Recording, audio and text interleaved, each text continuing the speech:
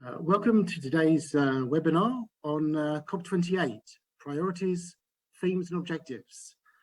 This webinar is going to last 1 hour and will consist of opening comments from His Excellency, Dr Majid Al Suwaidi, the Director General of COP28, followed by an update from his team on preparations for the summit. This will be followed by a Q&A session where I will ask the panel some of the questions that have been submitted to us by our member organisations and companies. And we will conclude the webinar with some closing remarks from our UK co-chair, Lord Udney Lister. So COP28 is only 6.5 months away. This might seem like quite a long time, but expectations are very high for what Dr Sultan Al Jaber, the COP28 President Designate, has said must be the moment for a major course correction in tackling climate change and for creating a global and inclusive effort to harness the power of technology in sustaining momentum towards net zero. So with that in mind, I'm very grateful to His Excellency Dr Majid Al Suwaidi for offering to speak to our members and stakeholders today on the key thematic priorities and objectives for COP28. So, Your Excellency, over to you. I thank you for the opportunity to contribute today and to outline key themes, issues and priorities for COP28. Before I outline the priorities of COP28, I would like to detail the context within which we are operating. Science tells us that we are not on track to meet the goals of Paris. This includes first and foremost keeping the goals and ambitions of Paris alive. There is an urgent need to reduce emissions by 43% by 2030. Tied to this is the need to scale up support to those most vulnerable and to ensure that adequate resources are available for climate action. On every count, we are behind, and the global stocktake, the first ever mandated review of the Paris Agreement, will tell us as much when it concludes at COP28. This brings us to our priorities for the upcoming conference. Given the need to recalibrate and reboot climate action, the UAE COP28 presidency is focused on ambition, action, and acceleration. We aim to respond to the global stocktake with a plan of action that delivers what we need where we need it. On mitigation, we will build global support for a balanced, just, and accelerated energy transition. We must chart the path to a clean energy future by tripling renewables and doubling the market for hydrogen. And all the while, we must decarbonize industries and address hard-to-abate sectors. On adaptation, we need to deliver for the Global South by concluding the global goal on adaptation. UAE is keen to see health included in any discussions on adaptation, and we'll be hosting a day on health and climate. We're also working to accelerate on food systems, a sector that contributes to 1/4 of greenhouse gas emissions and which in itself is susceptible to climate impacts. We're also working to deliver on the fund and funding arrangements for loss and damage and to close the gaps in financing for adaptation. Colleagues, finance is a critical concern across each of the pillars, and the COP28 presidency is committed to making resources more available, affordable, and accessible. This includes delivering on the 100 billion promise in annual climate finance. It includes reform of the international financial institutions, and it includes better and more extensive partnerships with the private sector. We need to deploy more de-risking solutions, build project pipelines, and provide financing for supporting infrastructure for demonstration projects. We need IFIs to engage more strongly with countries on policies and help create regulatory environments conducive to greater climate investments. We need to mobilize private finance, scaling up concessional finance, and advancing carbon markets. Colleagues, allow me to elaborate on several areas where we hope to see greater investment and collaboration with the private sector partners. First, as Dr Sultan Al Jaber, the COP28 President-designate, detailed at the Petersburg Climate Dialogue, we need more technologies, better technologies, and more accessible technologies. We need to innovate across the board. This includes in areas such as sustainable cities and infrastructure. Sustainable cities is a platform agenda within the COP28 presidency. Buildings and infrastructure contribute to 39% of total energy related to CO2 emissions. COP28 will be an opportunity for stakeholders across the sector to raise ambitions, scale their collaboration, and showcase progress towards a decarbonized building sector. We need to improve access and uptake of low carbon construction materials such as cement and steel. We need to develop more innovative financing mechanisms for construction and infrastructure projects. And we need to build awareness for both public and industry partners around the need for more sustainable practices. We are pursuing similar decarbonization efforts across the other sectors. This includes aviation and transport, which are prime markets for future use of clean energy, hydrogen. The UAE will host the International Civil Aviation Organization Convention on Aviation and Alternative Fuels, and we look forward to ensuring this complements efforts at COP28. Likewise, we look forward to continued leadership from the UK through initiatives such as Jet Zero, and will continue to champion partnerships such as between Etihad and Cambridge University, which aim to decarbonize aviation. Colleagues, you will note that tech and innovation are common themes throughout the COP28 presidency priorities. Our hope is to use the conference to spotlight and accelerate emerging breakthrough technologies and entrepreneurship, especially in the Global South. We aim to build on ecosystems of climate innovation, stakeholders, showcase groundbreaking technologies and startups, improve access to funding for climate tech solutions. I'm pleased to say that COP28 will include a tech and innovation zone, a virtual climate tech hub for matchmaking, facilitated matchmaking and deal making, and a climate tech startup accelerator. All of this is focused on sourcing the solutions we need. With a problem as immense and global as climate change, we cannot afford to leave any stone unturned, nor any partner left out. We need all stakeholders, all of society working together towards the same solutions. Through inclusivity, cooperation, and innovation, we can build the future we need and tackle the challenges we face. I thank you very much for giving me this time to speak to you, and I look forward to the next time we can engage. Thank you very much. We're now going to move to the next section of the webinar, where I am going to ask some of the COP28 panelists present some of the questions that our members and stakeholders have submitted to us over the last few weeks. So first, I'd like to ask Jamie Dean, who is the head of operations and guest services at COP28, a question that was asked of us by several members, actually, including the British Chamber of Commerce in Abu Dhabi. And this question is, what arrangements have been put in place to make COP28 more affordable and inclusive with regards to accommodation for SMEs and NGOs? Hi there. Hi, hopefully you can hear me. I think that any host country is going to come under significant spotlight when talking about accommodation, given the different demographics that will be attending COP. We're very fortunate here in the UAE that we've got plentiful hotel accommodation with over 800 hotels in Dubai alone, ranging from 1-star to 5-star, and along with that, many service departments categories. And in total, there's over 140,000 available hotel rooms.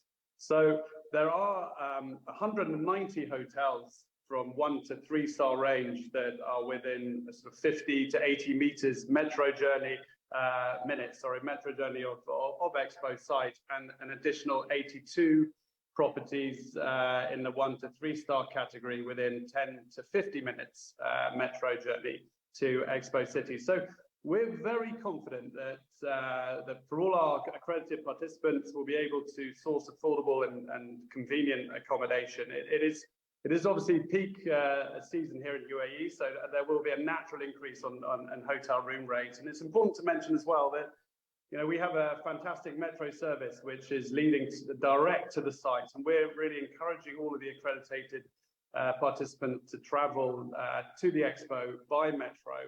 And we're working closely with the RTA here, the Road Transport Authority, to provide us with free Knoll which are travel cards as well. And along with that, we've appointed an official accommodation agency, and they're responsible for sourcing affordable accommodation options located within 15 minutes walking distance to the metro station. So this will enable delegates to really stay and travel conveniently to and from the Expo City.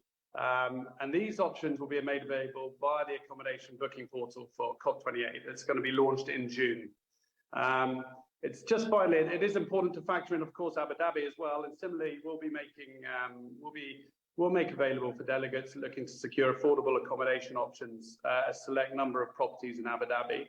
And we're currently working out the details along with the transport arrangements, and we'll update the available options for Abu Dhabi in due course. So hopefully that's answered your question. Thank you. Thanks very much, Jamie. And if you can forward me the link to that booking portal when it goes live, we'll make sure that we circulate that to all of our members. So Certainly.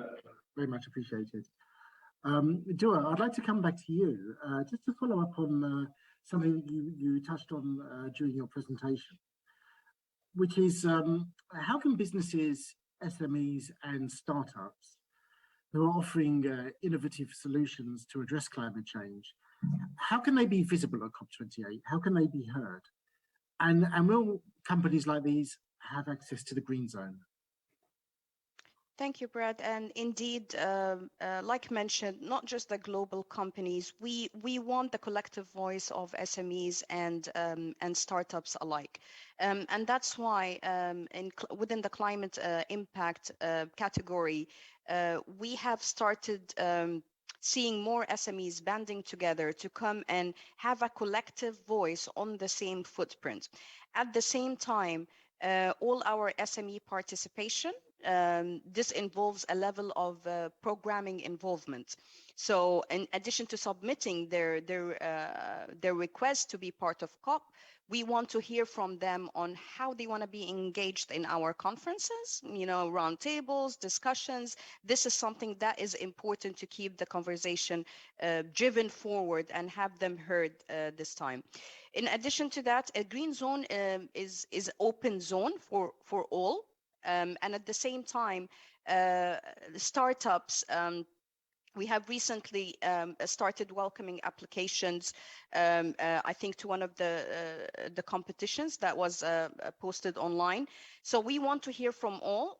We have a number of footprints, actually higher than the ones that are there for businesses on site, because we want that ecosystem to be present. As I mentioned, the criteria we set is not hindering. If anything, we want those who are ready to come with the solutions, with the new offerings and products to come and present it on the table. So to answer your question, it's very accessible. It's open to all. We work closely with every contributor to ensure if the right messaging is there, the product is there, they will definitely get their voice. Great, thanks very much, Dora. I'd now like to bring in Helen Bulk, who is the manager of events in the Green Zone itself. A question that quite a lot of our members asked us actually is, what themes and priorities differentiate COP28 from previous COP summits? Thank you. Good afternoon, and my apologies for joining you a little bit late this afternoon. My previous meeting ran a little bit over. In terms of how themes are differentiating, DOA has covered a fair amount of that in terms of the COP for Action, the global stocktake, etc.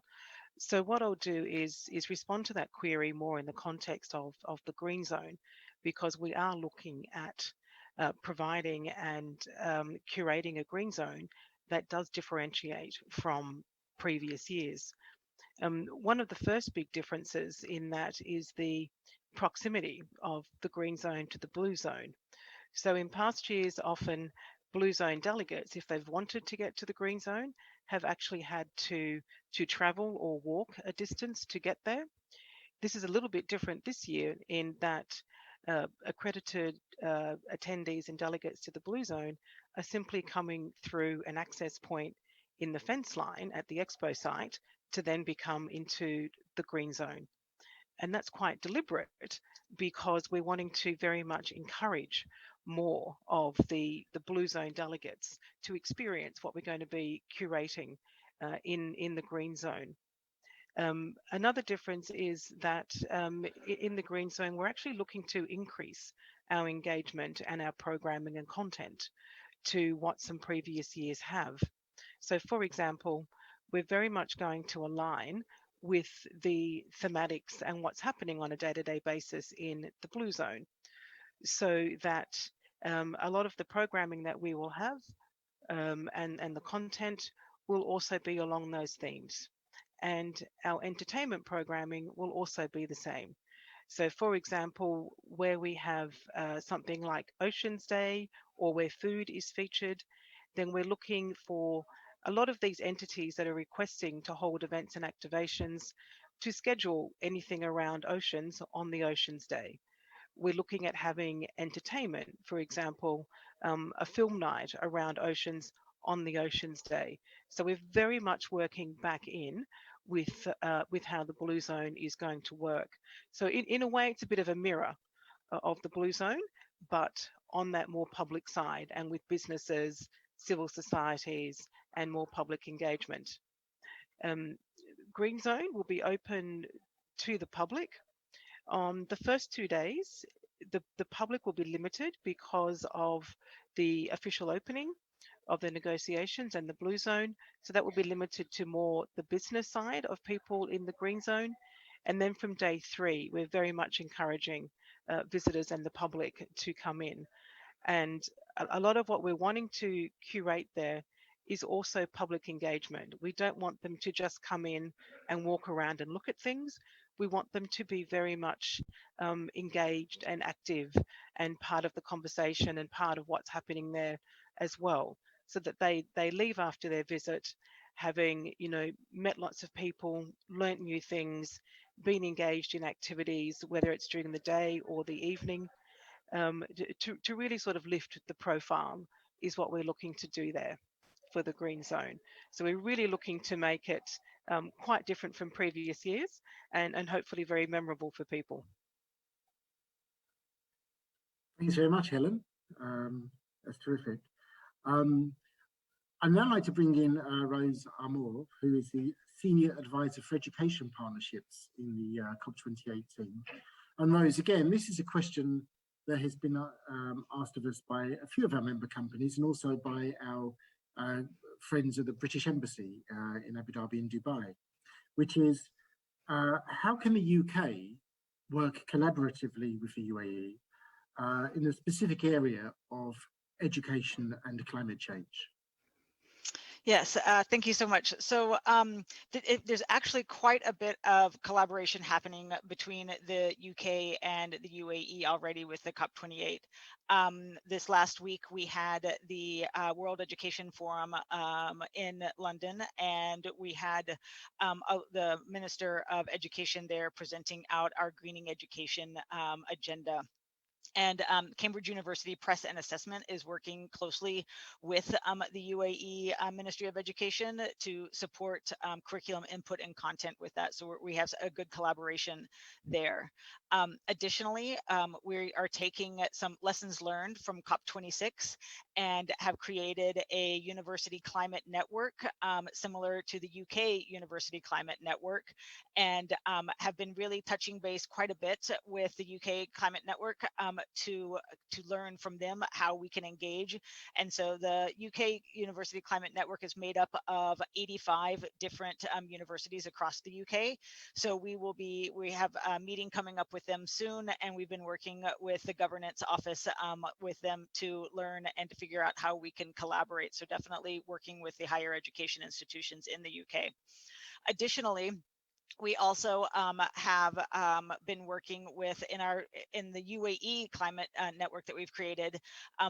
University of Birmingham and Harriet Watt are both joining that network, and we got linked up to them through the Abu Dhabi through the embassy. And so if companies are interested in actually collaborating with on the education end, we encourage them to reach out to the local chapter, the local universities of University of Birmingham and Harriet Watt. Because we will have in the green zone, we will have an education, a higher education area where all of the universities that are part of the network will be proposing programming for that. So if there are opportunities to collaborate with the existing universities here, and we will actually have some opportunities for the UK network to have some programming there as well. So there is some opportunity to have to showcase some of the research and some of the work being done at UK universities and here in the UAE UK universities as well. Great, thanks very much, Rose. Certainly. My next question is to Omar Saif, who is a senior specialist in technology and innovation for COP28. So, Omar, last week in Abu Dhabi, we saw that the UAE hosted the Climate Tech Forum. And next week, on May the 24th and 25th, the Innovation Zero Congress will be taking place in London at Olympia, which will also be focused on climate tech. And I'm pleased to say that we'll have several UAE companies participating in the London event, including Masdar. So with that in mind, will strategies to encourage the development of new technologies to tackle climate change be a prominent feature of COP28? Yeah, thank you for the question. And I think we're quite ecstatic to see the level of climate tech summits and conferences that are taking place. So it really shows how much emphasis and energy is being given towards this. To answer your question, from our side, we're definitely committed to showcasing and promoting innovative technologies and solutions that would address various climate issues. And I think the key here is that we're looking for scale and impact. So it's not necessarily an issue of old versus new. At the end of the day, what we really want to achieve is scale and impact. And at the moment, we're working with a variety of different global partners to really refine that from an activities and programming perspective. And the other point is that we're also doing this in alignment with the presidential action agendas that are set by our leadership. So this guides us thematically, ensuring that we're not only focusing on mitigation, for example, but also adaptation and all of the, let's say, peripheral issues involved with those. And I think my last point to this as well is that recognizing the disproportionate impact that climate change does have, particularly on the Global South, we are giving special attention and support to Global South climate tech startups. And this is in an effort to also highlight and address the significant funding gap that the Global South climate tech startups experience. So that really funnels and is shaping currently a lot of the activities that we're programming, really targeting startups as we progress towards COP28. And just the last point that I'd like to make is that I think we're viewing this from a tech and entrepreneurship point of view, is that it's not a singular event at COP28, but we're really looking at the presidency period itself in addition to legacy. So what can we achieve and do from now leading up to COP28, and what sort of what legacy do we provide post COP28 and into future presidencies as well? Well, thanks very much, Omar, and thanks to all of the panelists for answering those questions. We're now going to move on to the next stage of the webinar, where our UK co-chair, Lord Udney Lister, is going to make some concluding remarks. So, Lord Udney Lister, over to you. Thank you very much, Brad. And could I just thank, firstly, His Excellency, Dr Majid Al Suwaidi, for allowing this to take place, and also for all of you from the COP team for spending your time with us and answering questions and helping us. So thank you very, very much indeed. And we are very excited about COP. The momentum's building up. We can see it happening, and what we want to do is to enable our members to deliver practical solutions to some of the problems that are being put forward.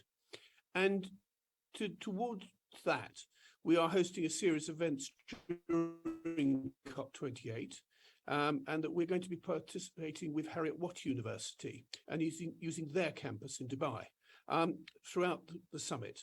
And our flagship event is going to be a decarbonisation of the built environment event, which will be taking taking place at the campus. And we're also planning to host a number of roundtables centered around that. And we'll be sharing a lot more detail of that shortly. And we're also continuing our campaign on energy transition, and we'll be hosting a panel discussion on reskilling employees for the energy sector. And we're doing that at the Future at the Energy Export Conference in Aberdeen, which is taking place this June. So we're already doing quite a lot of preparatory work. And we will, of course, be monitoring the outcomes of COP and making sure our campaigns in 2024 are aligned with the key priorities, because we're very conscious, and you made this point on the call, that the COP presidency runs for 12 months. It's not just a one-off event, it is a series of things. And the decarbonisation sustainability will underpin pretty much everything we do as a business council. So could I, once again, thank you all very, very much indeed, and for spending the time with us, for briefing our members, and I look forward to meeting some of you in person in due course. Thank you. Thanks very much, Lord Adney Lister. And thanks to His Excellency Dr Majid Al Suwaidi, and to all of our panelists for taking part in today's event. And I hope to see some of you at the Innovation Zero Congress in London at the end of next week. As a business council, we're looking forward to supporting you over the months ahead as you finalise plans for what I'm sure will be a very successful summit. So just to conclude, thanks once again, and thanks also for all of our members and stakeholders who've contributed questions to today's webinar. I hope we've managed to answer most of them, and for supporting the Business Council as we continue on with our programme on decarbonisation and sustainability. Thank you very much.